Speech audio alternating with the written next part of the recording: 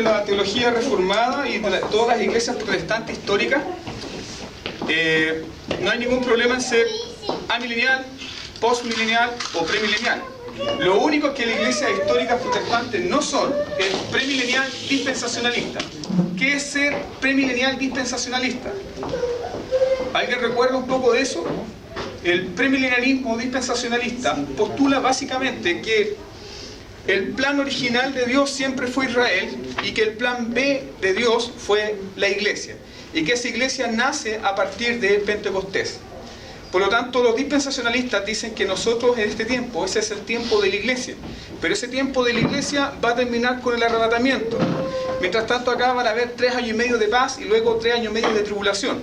Luego retorna a la iglesia y comienza el gran periodo de Israel, donde el templo va a ser reedificado, donde volverán otra vez los sacrificios.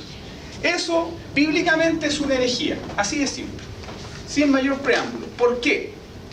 ¿Por qué necesidad hay de reconstruir nuevamente el templo? Ninguna. No hay ninguna necesidad de construir nuevamente el templo. ¿Por qué? Porque el gran sacrificio ya fue hecho.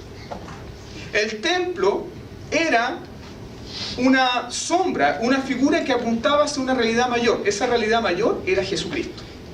Cristo apareció, no hay más necesidad de sacrificio, no hay más necesidad de sumo sacerdote, no hay más necesidad de templos. Porque el verdadero templo, ¿quién es? Cristo mismo. Cristo mismo es el verdadero templo. Cristo mismo es el lugar de encuentro, es el lugar de reunión de Dios con su pueblo. ¿Vamos entendiendo? Entonces, no voy a entrar en esos detalles, simplemente vamos a avanzar, y quiero que ser honesto con esto, que vamos a avanzar desde la perspectiva de todo lo que quiere el estudio de Apocalipsis, desde la perspectiva postmilenial. ¿Qué enseña el postmilenialismo? Básicamente, hay 2 textos que ustedes deben manejar de memoria. Número 1, ¿no está sonando esto? Poco. Número 1, Apocalipsis capítulo 1, verso 6. Léanlo, por favor. Son 2 textos que ustedes deben manejar de memoria para entender la visión del libro. Apocalipsis 1, 6. Habla acerca de que Cristo nos ha hecho para nuestro Dios y Padre, reyes y sacerdotes. ¿Ya? Luego lean Apocalipsis capítulo 20, verso 6. Apocalipsis 26 dice que nosotros somos reyes y sacerdotes. ¿Cuándo? ¿Dónde? ¿En qué minuto? ¿En qué tiempo? En el milenio. ¿Cómo entonces? ¿Somos reyes y sacerdotes ahora o lo seremos? ¿Somos o lo seremos? Según lo que está enseñando la Escritura. Por lo tanto, el milenio, ¿cuándo comenzó? El milenio no es 1000 años literales, es un periodo de tiempo extenso, donde el Evangelio se puede desplegar, extender y llenar y afectar todas las naciones. Recuerden que la gran señal de que el milenio ha comenzado es que Cristo ha atado a Satanás. ¿Y para qué lo ató? Apocalipsis capítulo 20 nos enseña que lo ató para que no engañase más a las naciones. ¿Eso es verdad o eso es mentira? ¿Eso es una fábula? ¿Es una historia? ¿Podemos decir que Satanás está atado? ¿Está atado? Bueno, sí, no, pónganse de acuerdo. Pero tienen que tomar una postura. ¿Está atado, sí o no? Sí. La gran evidencia de que Satanás está atado es que él ya no puede engañar a las naciones. Recuerden que la gran comisión necesariamente demanda que el Evangelio sea predicado a todas las naciones. Jesús dijo, id por el mundo y predicar mi Evangelio a todas las naciones. Y hagan discípulos de todas las naciones. Recuerden que antes de la manifestación de Cristo, la única nación que andaba a la luz de Dios y en comunión con Dios era Israel. Luego de la resurrección de Cristo y la venida de Pentecostés, ahora todas las naciones pueden tener comunión con Dios. Ya no hay una nación privilegiada. Ya no existe un terreno o un país privilegiado por sobre los demás. Ahora todas las naciones son bendecidas para tener comunión con Dios. ¿Qué promesa se está cumpliendo? Génesis capítulo 12. Dios le hace una promesa a Abraham, ¿cierto? Sal de tu tierra, de tu parentela y vete a la tierra que yo te mostraré. Y serás bendición para todas las naciones. Vamos entonces ahora a leer Deuteronomio, capítulo 27.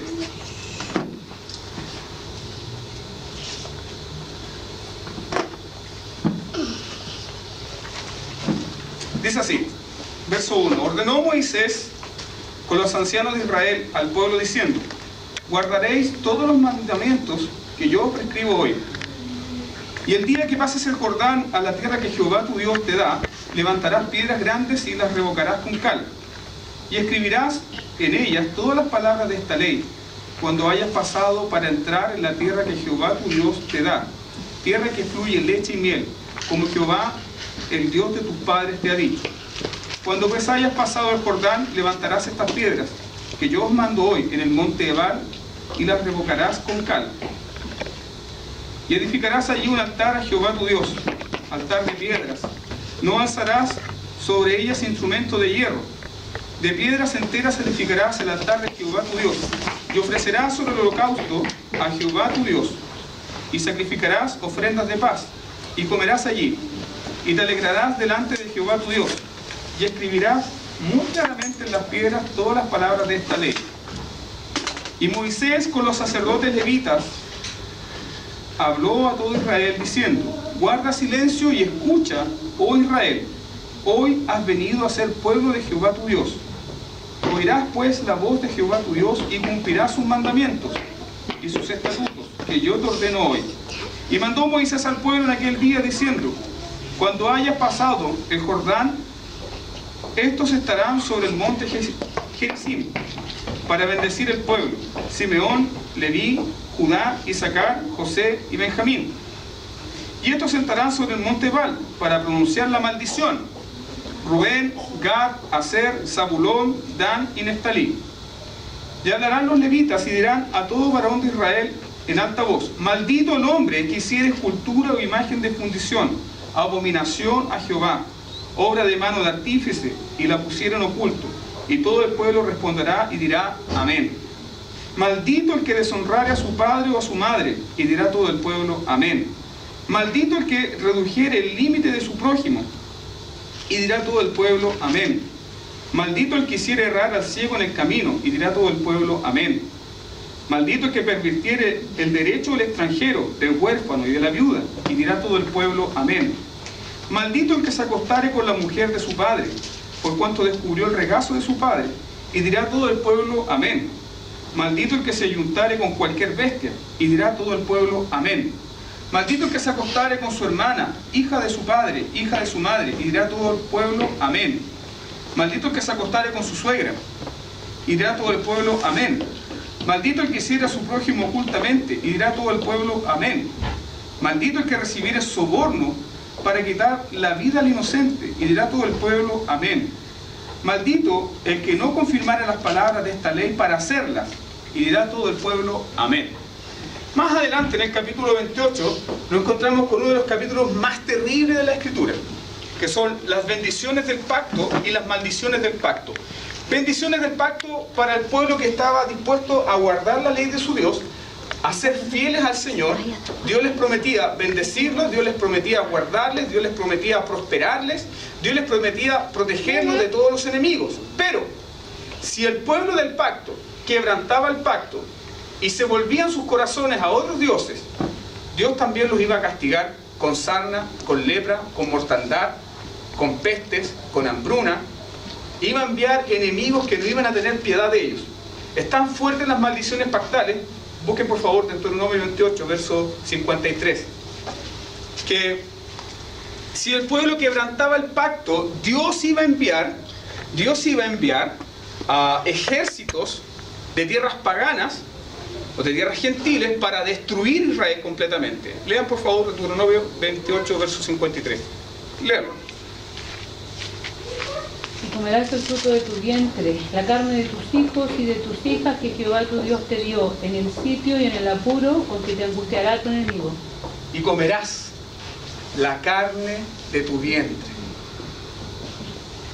Yo les pregunto, ¿eso se cumplió? Sí. ¿Eso se cumplió? Sí. ¿Esa maldición cayó? Esa maldición cayó sobre los quebrantadores del pacto. ¿Por qué estamos leyendo este pasaje? Porque justamente esta sección que estamos estudiando del Apocalipsis trata de esto, acerca de la apertura del séptimo sello. Ahora sí, vamos a ir a Apocalipsis capítulo 8, la apertura del séptimo sello. Para los que no estuvieron en las clases anteriores, básicamente el libro de Apocalipsis tiene las siguientes secciones. Manténganse por favor en Apocalipsis 8. Tiene estas divisiones. El capítulo 1 es la introducción acerca de la carta. Básicamente el libro de Apocalipsis es un libro profético, pero también es un libro de mucha esperanza y de mucho consuelo. ¿Para quién? ¿Para quiénes? Era el consuelo y la esperanza. Para los primeros cristianos. Para los primeros cristianos que iban a sufrir la persecución, iban a ser perseguidos, le iban a quitar todo, su vida iba a ser terminada abruptamente. Por lo tanto es una carta de esperanza, es una carta de consuelo y además una carta de triunfo. ¿Por qué? Porque habla de la revelación, no del anticristo. Ese no es el tema del libro. El tema del libro no es el anticristo, el tema del libro no es Satanás, no es el rapto, no es la bestia con hartas cabezas y hartos cachos. El tema del libro, lo central del libro es Jesucristo. Ese es el centro del libro. Es Jesucristo. Entonces tenemos que en el capítulo 1 está esta introducción hacia el reino de Dios. Luego del capítulo 2 al capítulo 3 tenemos el mensaje a las 7 iglesias. Hay algo que recordamos de las clases anteriores, que siempre a estas 7 iglesias se le está dando el siguiente mensaje: vence, el que venciere, el que venciere, el que venciere heredará, el que venciere estará conmigo, el que venciere se sentará en mi trono, el que venciere comerá del árbol de la vida, el que venciere, por ejemplo, le daré una piedrita con un nombre nuevo escrito, el que venciere tendrá vestiduras blancas. Pregunto, ¿la iglesia venció? ¿La iglesia ha vencido? ¿Esa iglesia venció? No. ¿Esa iglesia ha vencido? Esa iglesia venció. Los primeros cristianos que recibieron ese mensaje, que sabían que iban a ir a la muerte, que sabían que iban a pasar por medio de la tribulación, que sabían que iban a ser perseguidos, ¿vencieron? ¿Mantenieron firme su fe? ¿Vencieron? Claro que sí. ¿Cómo lo sabemos? Inmediatamente cuando termina este mensaje a las 7 iglesias, tenemos la visión del trono y del reino de Cristo, en el capítulo 4 y en el capítulo 5. En el capítulo 4, ¿qué se muestra? ¿Qué es lo que vemos en el capítulo 4? La adoración celestial. En el capítulo 4, Juan dice que estaba en el día del Señor y vio una ventana, una puerta abierta, y él, por medio de estar en el Espíritu, y ya sabemos que él no estaba ni convulsionando ni echando espuma por la boca, sino que estaba en una relación con Dios. Él ve la realidad espiritual. ¿Cuál realidad espiritual? La realidad espiritual de la iglesia. La posición que goza la iglesia juntamente con Cristo. Y ahí Juan nos comienza a relatar que hay un trono establecido. ¿Quién está sentado en ese trono? Contestan, hermano, ayúdenme. ¿Quién está sentado en ese trono? Dios, ¿cierto? ¿Cómo sabemos que es Dios? Y no es Jesucristo. ¿Cómo sabemos que es Dios? Porque Juan dice que es uno invisible. Y alrededor del trono habían 24 tronos. Y ahí comienza Juan a relatar quiénes son los que ocupan esos 24 tronos. ¿Quiénes son? Los 24 ancianos. Y esos ancianos son viejitos, son personas de la tercera edad, no, ¿quiénes son? Son presbíteros. Por lo tanto, la imagen que está presentando Juan es que los presbíteros están ahí representando a la iglesia. Por lo tanto, la imagen que quiere dar Juan a las iglesias que están recibiendo esta carta es que la iglesia ya está, ¿dónde? En la presencia del Señor. Ahora, fíjese cómo está la iglesia. Están vestidos de ropas blancas. Además, ¿con qué están? En sus cabezas. ¿Qué tienen? Coronas. Y cuando ellos están cerca del trono, ellos están adorando a Dios y están diciendo: tú eres digno de recibir toda la honra, toda la gloria, toda la alabanza, porque tú hiciste todas las cosas. Por lo tanto, esa visión de Apocalipsis 4 es una visión de la iglesia invisible. Es una visión de lo que sucede domingo a domingo con la iglesia invisible. Es una visión de lo que sucede con la iglesia que está presente con el Señor. Y esto es muy importante para nosotros entenderlo, porque ¿cómo estás tú delante de Dios? ¿Cómo estás tú delante de Dios? Interesante. ¿Cómo estás tú delante de Dios? ¿Con vestiduras viles? ¿Manchado? ¿Con pecado? ¿Tratando de hacer algo para que Dios te acepte? No. Lo que muestra Juan es que la iglesia está ahí. La iglesia goza de una posición perfecta, con vestidos blancos y además con coronas. ¿Y las coronas son para ellos? No. Las coronas son para echarlas. Y las ponen a los pies de aquel que está en el trono. Luego el capítulo 5 nos habla acerca de aquel que también está cerca del trono. Y esa es la visión que tiene Juan, porque inmediatamente, después que identifica aquel que está en el trono, dice que había un arco iris, aquel que está sentado en el trono, y además tiene un libro, que también lo explicamos en clases anteriores. Y ese libro es un libro que está sellado con 7 sellos. Y es un libro que está escrito por dentro y por fuera. ¿Semejante a qué? ¿Qué cosa en el Antiguo Testamento fue escrito por dentro y por fuera? La ley de Dios. ¿Por qué?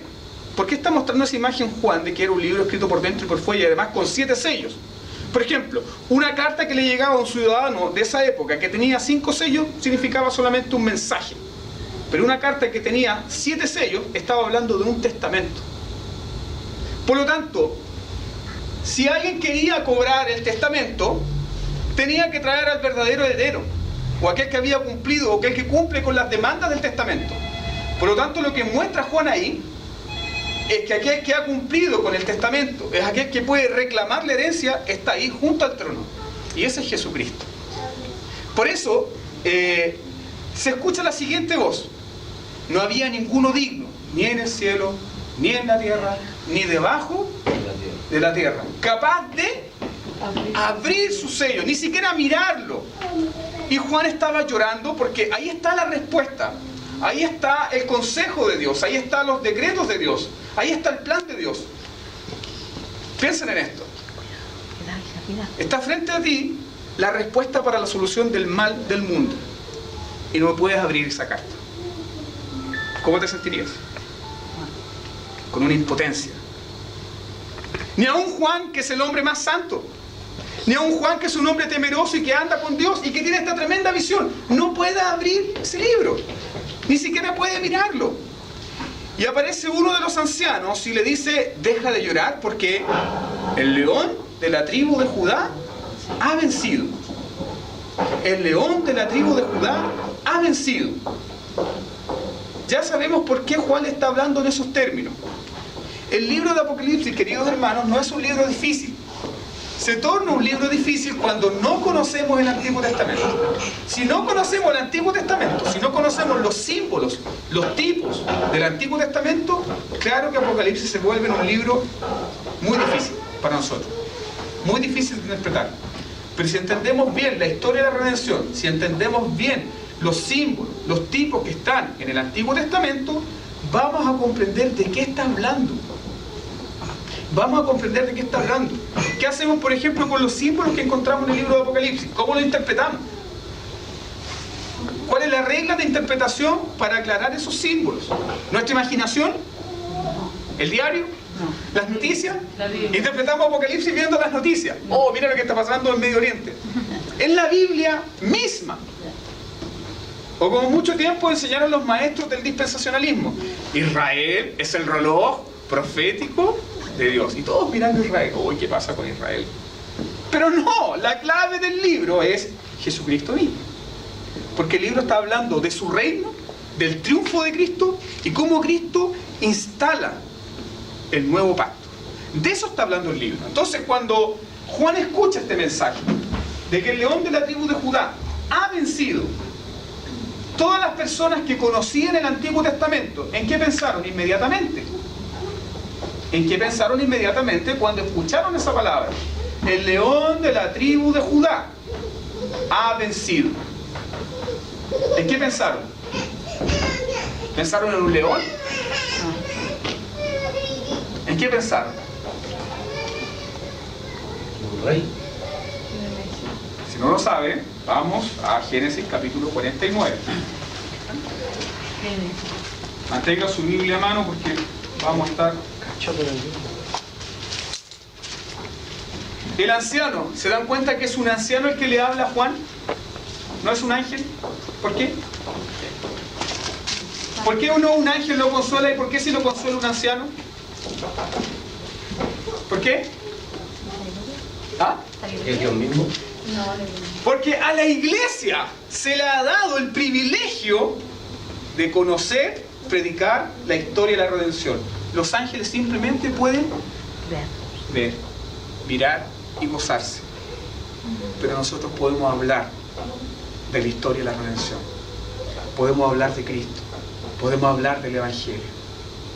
Por eso un anciano sale y le dice a Juan, ¿sabéis qué? Déjate llorar, loco, sí.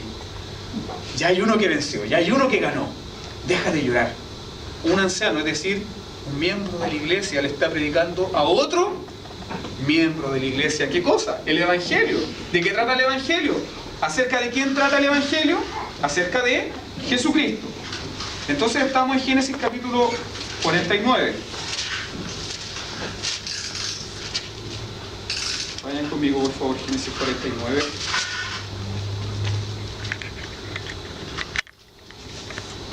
Verso 8 dice: Judá te alabarán tus hermanos, tu mano la servirá de tus enemigos. Los hijos de tu padre se inclinarán a ti. Cachorro de león, Judá. Cachorro de león, Judá. De la presa subiste, hijo mío. Se encorvó, se echó como león, así como león viejo. No está diciendo que es un león echado que no hace nada, sino que está hablando de un león que está listo para... ¿Se han dado cuenta, por ejemplo, cuando ven estos documentales en Discovery Channel o Nat Geo, que cuando los leones van a atacar, ¿cómo se ponen? Se encorvan, ¿cierto? Porque están dispuestos a saltar sobre la presa. Así está hablando esta profecía. Está hablando de alguien que está dispuesto a venir. Dispuesto a venir. He aquí. En el rollo del libro está escrito acerca de mí. Al hacer, Dios mío, tu voluntad me ha agradado. Vengo, oh Dios, para cumplir tu ley. ¿De quién está hablando? ¿De quién está hablando? ¿Quién es el único cachorro, el león de la tribu de Judá? ¿Quién es? Cristo. Mira cómo lo profetiza Jacob. Dice: así como león viejo, ¿quién lo despertará? Verso 10. No será quitado el cetro de Judá, ni el legislador entre sus pies, hasta que venga, ¿quién? ¿Quién es ese caballero? ¿Quién es ese caballero? La traducción de esa palabra Silo es el rey verdadero. Imagínate, Jacob está profetizando, está diciendo: el cetro de Israel, es decir, el reino, lo que legítimamente le pertenece al de la tribu de Judá, no va a ser quitado el reino no va a ser dejado de lado hasta cuando aparezca el verdadero rey. Cuando aparezca el verdadero rey, está diciendo Jacob, ¿qué van a hacer las naciones? Se congregarán a él. ¿Cómo comienza Jesús su ministerio? Jesús comienza anunciando las siguientes palabras: el reino de los cielos se ha acercado a vosotros. Arrepentidos y creed en el Evangelio. Si el reino de los cielos ha llegado, eso quiere decir que el rey ya llegó. Por lo tanto, todo lo que era figura y sombra debe ser puesto de lado, debe ser echado a un lado, porque el verdadero rey ha llegado, el verdadero templo ha llegado. Alguien mejor que Moisés, alguien mejor que David, alguien mayor que los profetas, alguien mayor que el Israel completo. El verdadero Israel ha llegado. Por eso todo el Antiguo Testamento es figura y sombra de lo que había de venir. ¿Se han dado cuenta que Juan en el libro de Apocalipsis identifica a Jesucristo con las siguientes palabras? Él es el alfa y el omega, principio y fin. Por lo tanto, los que vivían en el Antiguo Testamento estaban esperando ¿qué cosa? El alfa. ¿A quién estaban esperando? En Génesis 3:15 hay una revelación del alfa. ¿Pero a quién esperaban ellos? Al omega.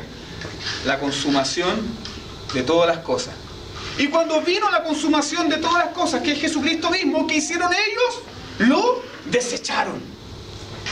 Por eso Hebreos capítulo 1, verso 1 y 3 nos dice: Dios, habiendo hablado a nuestros padres en otro tiempo, de diversas formas y diferentes maneras, en estos postreros tiempos, o en estos tiempos finales. ¿Por qué son los tiempos finales? Porque ya no hay más revelación. Porque la revelación final de Dios, que es Jesucristo, ha llegado. Por lo tanto, todo lo que es figura y sombra debe ser puesto de lado. ¿Se han encontrado con alguna campaña de algunos pastores evangélicos que están pidiendo plata a las iglesias para construir el templo de Israel? ¿Qué piensan de eso? Bonito. O cuando escuchan, por ejemplo, ¿sabes qué? Vamos a escuchar a este predicador porque este predicador tiene una nueva revelación. Este predicador tiene una nueva revelación. Este predicador, el Espíritu le ha revelado algo nuevo. Cuidado. ¿Por qué? Porque la revelación especial que usted tiene en su mano, que se llama Biblia, tenía un fin redentor. Cumplía un fin redentor, es decir, mostrar, enseñarnos y conducirnos al Redentor en esa palabra santa. Por lo tanto, ¿el fin se cumplió? Absolutamente. Entonces, si alguien me dice a mí que hay una nueva revelación, me está hablando entonces de que hay otro Redentor, que hay otro Cristo. Porque el Espíritu Santo, ¿de quién habla? ¿Habla de sí? Habla de Jesucristo. Habla de su obra. Habla de su carácter, de su vida, de su obra. Y conduce siempre a Cristo. Conduce siempre a Cristo. ¿Ya? Por lo tanto, miren por acá, por favor. La llave exegética de Apocalipsis está en Apocalipsis 1, versos 1 y 3. Alguien lea por favor ese texto. Apocalipsis 1, verso 1 al 3.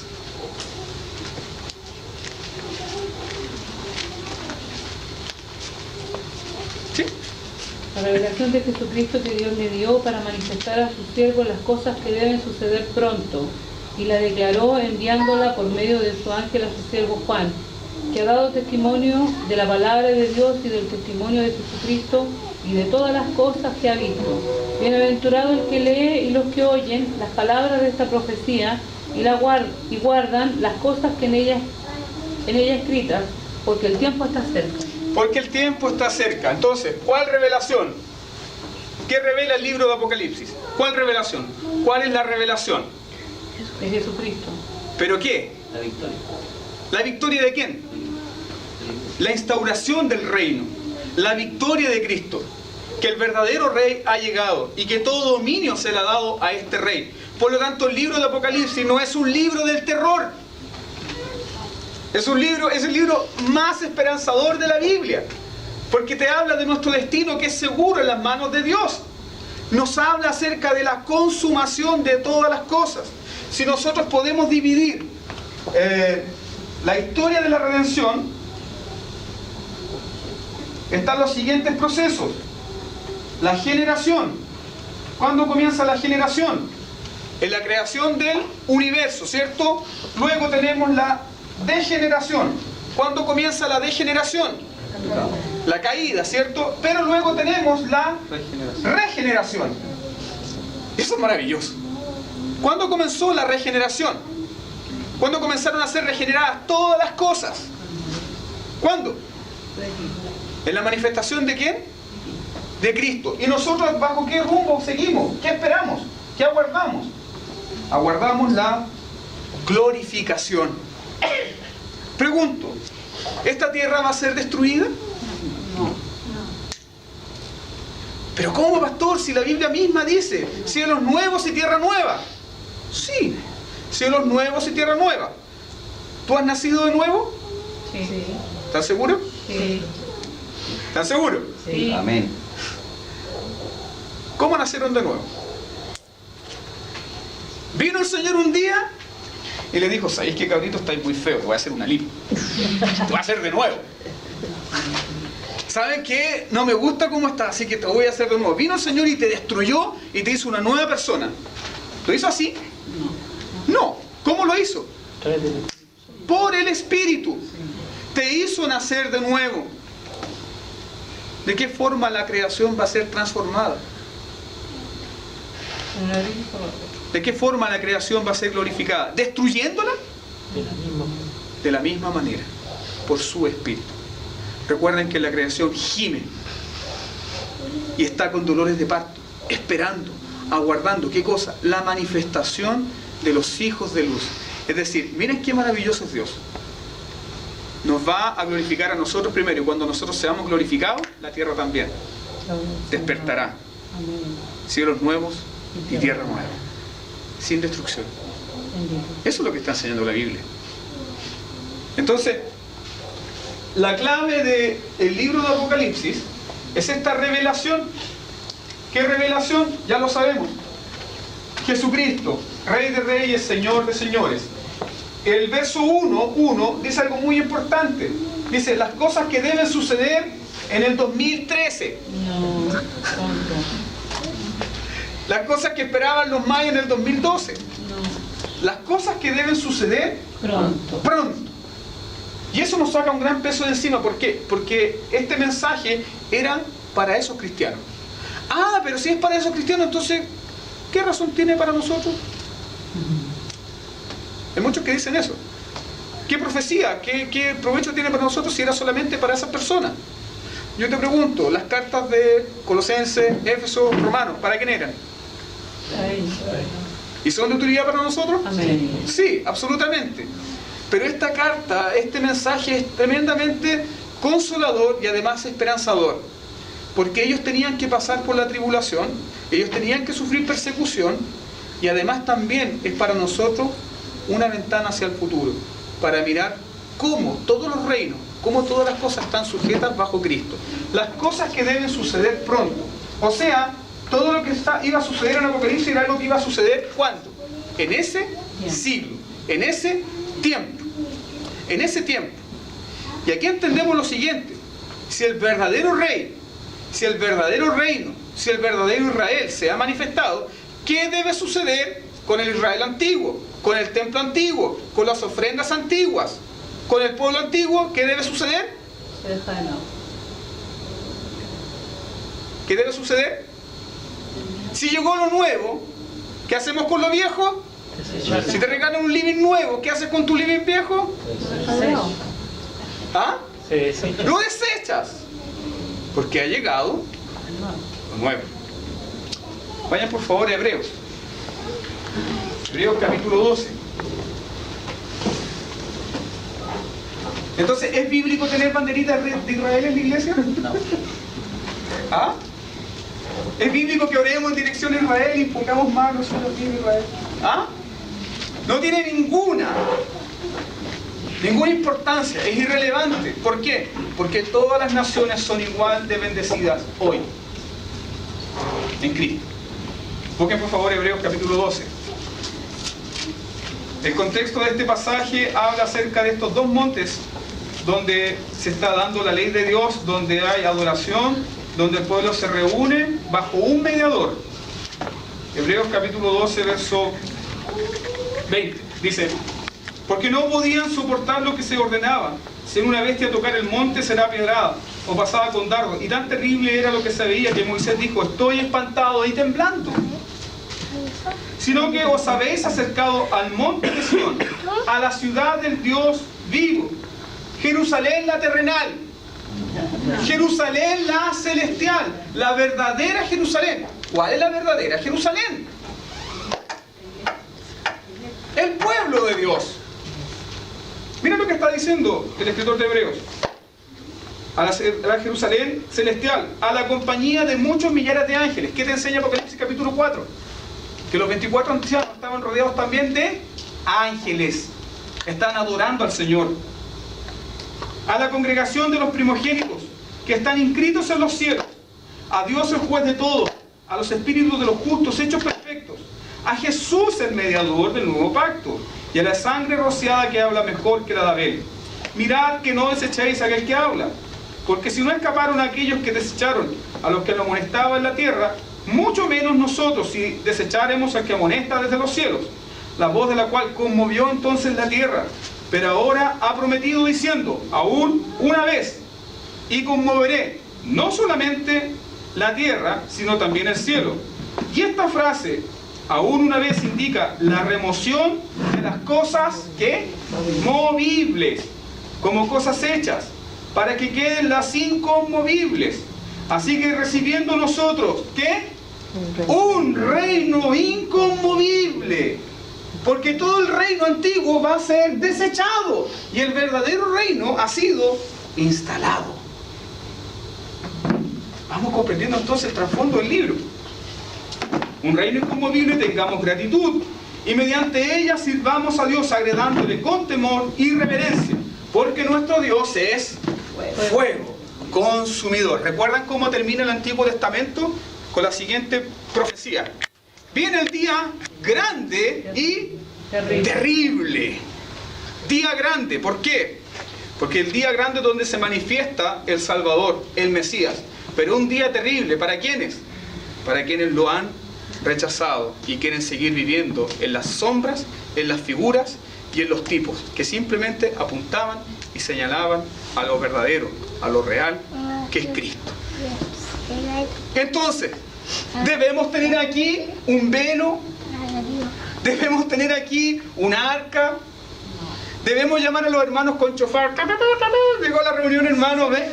¿Debemos hacer todas esas cosas? ¿Por qué no? Porque fueron. Vivimos en un mejor pacto. Pero podríamos hacer un sacrificio de ese pacto. Claro. Chelamín. Unas ofrendas de paz. ¿Ya? Entonces estas cosas deben suceder pronto. Otra cosa muy importante, Apocalipsis 1:3 dice: porque el tiempo está cerca. El tiempo está cerca. Lean por favor. Pueden apreciar bien la pizarra. Apocalipsis 16:15 y 22.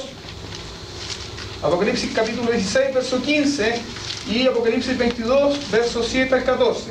Lean por favor eso. He aquí, yo vengo como ladrón. Bienaventurado el que vela y guarda sus ropas, para que no ande desnudo y vean su vergüenza. He aquí, yo vengo como ladrón. ¿Qué vino? ¿Qué vino? ¿Qué se manifestó? ¿Por qué Jesús está diciendo eso? ¿Recuerda que Jesús constantemente le estaba diciendo a los judíos? He aquí, ven, mi galardón conmigo. Pues está siempre dando advertencia.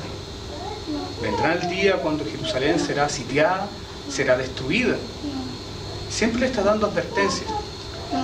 Y a los que estaban escuchando, a sus discípulos les decía: cuando vean que la gran ciudad ha sido sitiada, ¿qué tenían que hacer? Arranquen, huyen, porque el día de la ira de Dios ha llegado. Ha llegado. Luego, Apocalipsis 22, versos 7 y 14.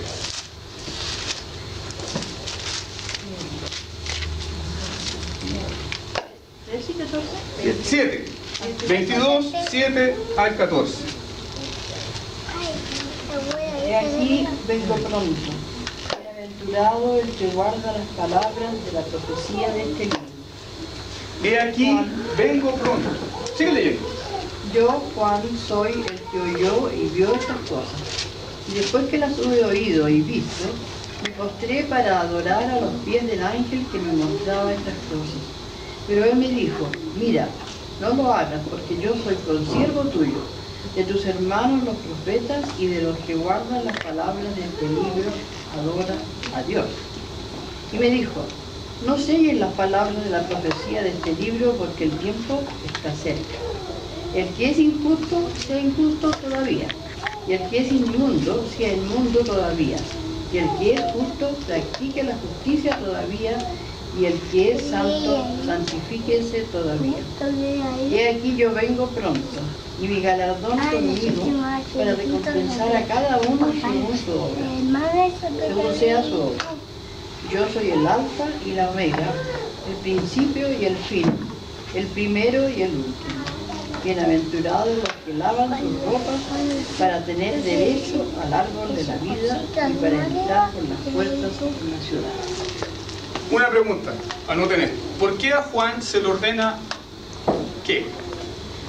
¿Qué se le ordenó? Que no sellara. ¿Qué cosa? Que no sellara el libro. ¿Qué significa eso? ¿Por qué? ¿Por qué creen ustedes que Jesús le dice, no lo selles? No sellen las palabras de esta profecía. ¿Por qué? Le dice algo muy importante. El tiempo está cerca. Porque todo lo que está hablando esa profecía tenía que cumplirse pronto, en ese tiempo. Si eso no se hubiese cumplido en ese tiempo, Dios le hubiese dicho que séllalo. ¿Para cuándo? Para nuestro tiempo. ¿Cómo sabemos eso? ¿Cómo interpretamos? ¿Cómo llegamos a esa interpretación? Busquen por favor Daniel.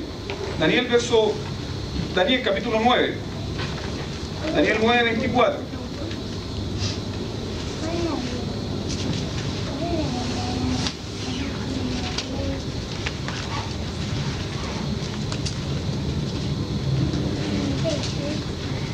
¿9:24? 9:24. 70 semanas estaban determinadas sobre tu pueblo y sobre tu santa ciudad para terminar la prevaricación y poner fin al pecado y expiar la iniquidad para traer la justicia perdurable y sellar la visión y la profecía y ungir al santo de los santos. ¿Cuándo se terminó con el problema del pecado? ¿Cuándo? Con la muerte de Cristo. Con la muerte de Cristo. ¿De quién está hablando aquí entonces? ¿De quién se habla? ¿Quién es el santo de los santos, el ungido? Cristo, ¿cierto? Sigamos leyendo. Sabe pues y entiende que desde la salida de la orden para restaurar y edificar a Jerusalén hasta el Mesías príncipe habrá 7 semanas. Y 72 semanas se volverá a edificar la plaza y el muro en tiempos angustiosos. Y después de las 72 semanas, ¿qué va a ocurrir? Se le quitará la vida al Mesías. Se quitará la vida al Mesías, mas no por sí. Y el pueblo de un príncipe que ha de venir, ¿qué va a hacer ese príncipe? Destruirá la ciudad y el santuario, y su fin será con inundación, y hasta el fin de la guerra durará las devastaciones. Y por otra semana confirmará el pacto con muchos, y la mitad de la semana hará cesar el sacrificio y la ofrenda. Después con la muchedumbre de las abominaciones vendrá el desolador, hasta que venga la consumación de lo que está determinado se derrame sobre el desolador. Si se dieron cuenta, a Daniel se le ordenó ¿qué cosa? Sellar la profecía. ¿Por qué? ¿Porque esta profecía se iba a cumplir en su tiempo? No. ¿Cuándo se iba a cumplir? Cuando se manifestara el santo, el Mesías. Y está diciendo algo muy importante. Está diciendo que cuando le quiten la vida al Mesías, dice que vendrá otro príncipe. ¿Qué va a hacer con la ciudad? Tomará la ciudad y destruirá la ciudad. ¿Eso pasó en la vida real? Sí. Pasó en el año 70, después de Cristo. ¿Cuánto dura una generación? 40 años. Una generación dura 40 años. ¿Recuerdan más o menos en qué fecha muere Cristo? ¿O a qué edad muere Cristo? 33. 33. Si somos buenos para las matemáticas, vamos a entender entonces que los tiempos son exactos. Jesús siempre estuvo diciéndole a esa generación, arrepiéntanse, arrepiéntanse, porque sobre esta generación, ¿qué?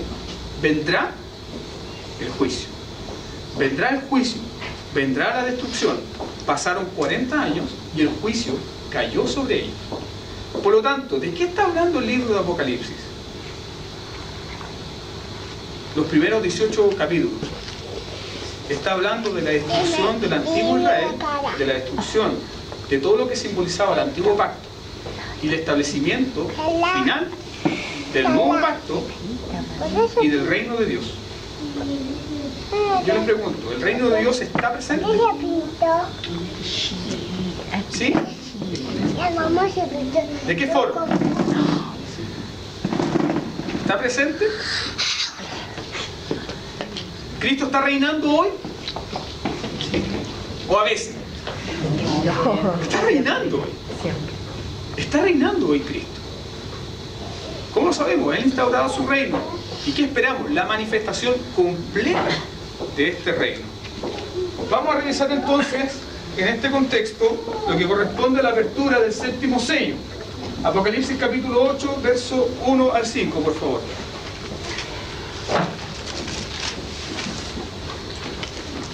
Dice, cuando abrió el séptimo sello, se hizo silencio en el cielo, como por media hora. Y vi a los 7 ángeles que estaban en pie ante Dios, y se les dieron 7 trompetas. Otro ángel vino entonces y se paró ante el altar, con un incensario de oro, y se le dio mucho incienso para añadirlo a las oraciones de todos los santos sobre el altar, de oro que estaba delante del trono. Y de la mano del ángel subió a la presencia de Dios el humo del incienso con las oraciones de los santos. Y el ángel tomó el incensario y lo llenó del fuego del altar y lo arrojó a la tierra. Y hubo truenos y voces y relámpagos y un terremoto. Si entendemos bien la historia, en el capítulo 5 nos encontramos al cordero que está desatando, ¿cierto? Los sellos. Desatando los sellos. Cuando desata el primer sello, nos encontramos con la imagen del capítulo 6 que sale un jinete, ¿cierto? Sale un jinete, ¿cómo se llama ese jinete? Un jinete en un caballo blanco. ¿Quién es ese jinete con ese caballo blanco? ¿Quién es? ¿Es el anticristo o es Cristo? Cristo. ¿Seguro? ¿Es el anticristo o es Cristo?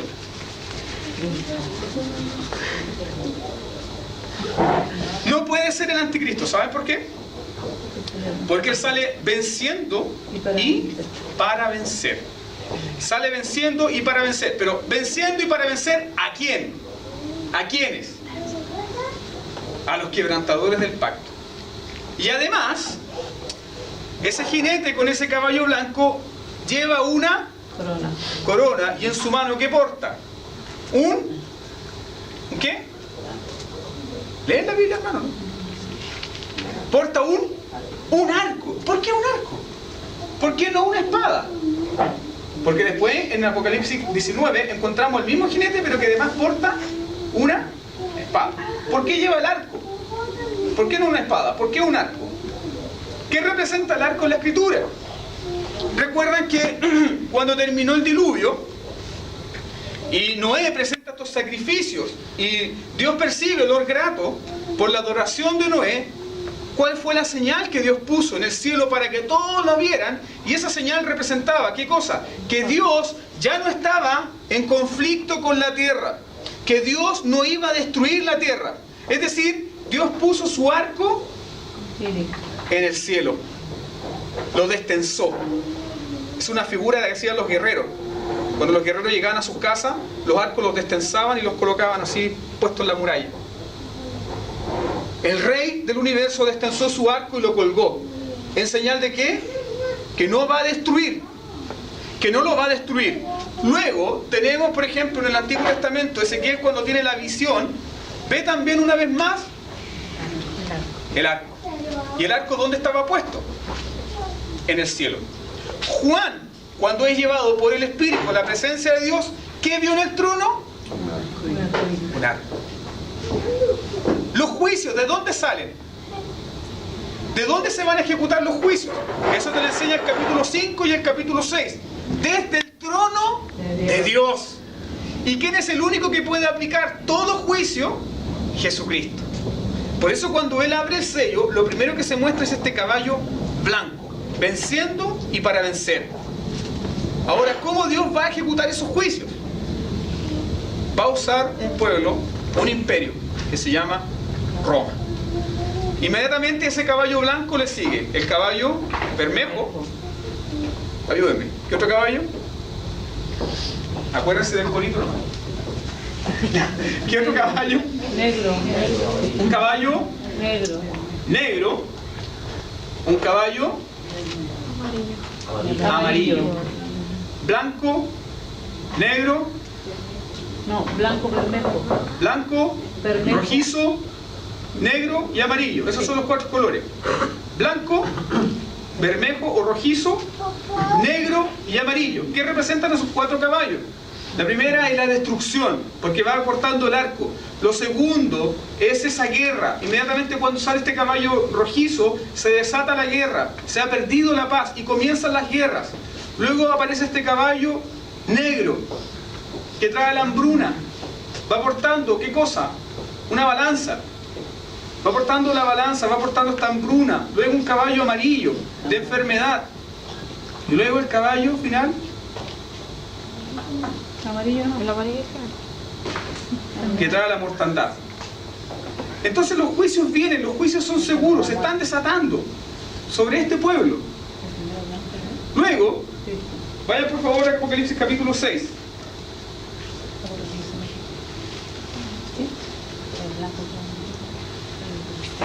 Cada vez que se abre un sello, aparece este caballo, aparece un caballo.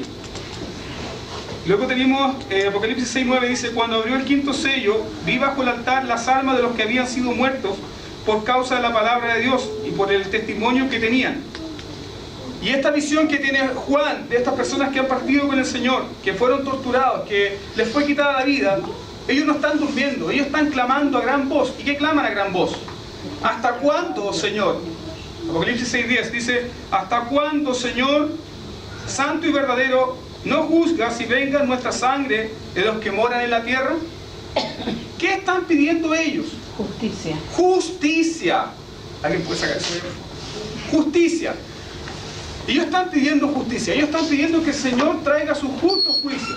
Pero además, el Señor está pidiendo, perdón, este pueblo está pidiendo que el Señor cumpla su promesa. ¿Quiénes eran los que estaban persiguiendo a este pueblo? ¿Quiénes los perseguían? Los romanos. ¿Quiénes mataron a los primeros testigos de Cristo? ¿Los romanos? No. Los quebrantadores del pacto. ¿Quiénes? ¿Quiénes mataron a Esteban? Los ¿Quiénes judíos. mataron a Santiago? Los judíos. ¿Quiénes mataron? Los judíos. Por lo tanto, la sanción y el juicio debe caer sobre ese pueblo. Vean por favor Lucas. Lucas capítulo 21, verso 22. Lucas 21, 22.